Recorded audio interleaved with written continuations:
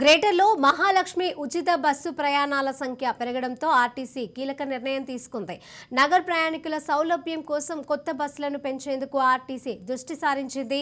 June 15 నాటికి నగరంలో 150 కొత్త బస్సులు రోడ్లపైకి తీసుకొచ్చే దిశగా అధికారులు ప్రణాళికలను సిద్ధం చేస్తున్నారు. ఇక వీటిని విద్యా సంవత్సరం ప్రారంభం నాటికి అందుబాటులోకి తేవడమే లక్ష్యంగా కసరత్తులను చేస్తున్నారు.